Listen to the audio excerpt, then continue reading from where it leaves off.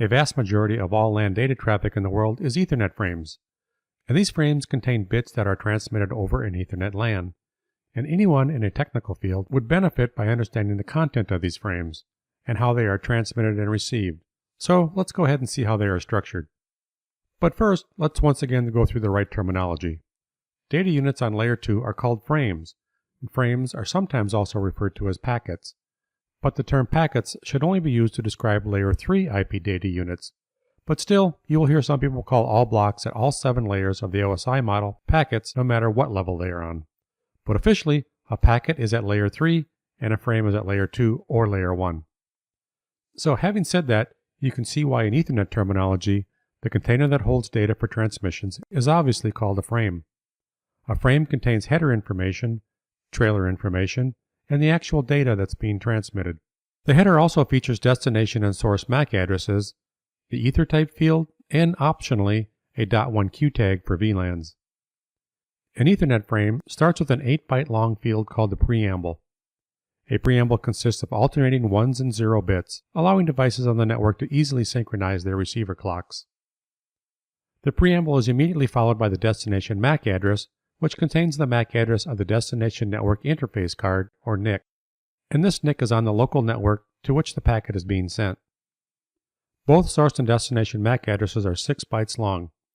In the source MAC address field, you again have the address of the NIC, and of course, this time it's the NIC of the device that's sending the frame.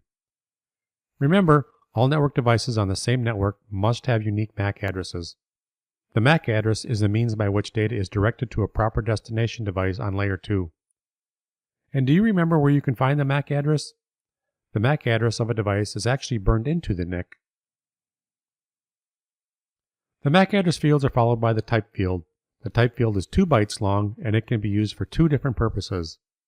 If this field has a value of 1500 or lower, it means that it's used to indicate the size of a payload in octets.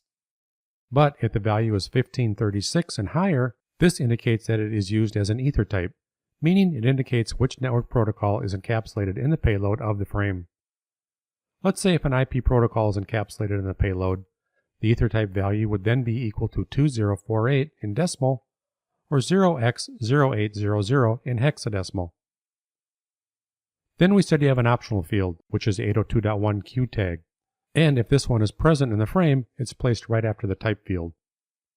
The .1Q tag is a 4-octet field that indicates VLAN membership if the frame is tagged with the VLAN tag. After this optional field, you have the data field, and like the name suggests, the field contains the data that is received from the network layer of the transmitting device. The data is then sent to the same protocol on the destination device. The last field in the Ethernet frame is called the Frame Check Sequence, or FCS. It includes a checking mechanism which makes sure that the packet of the data has been transmitted without corruption.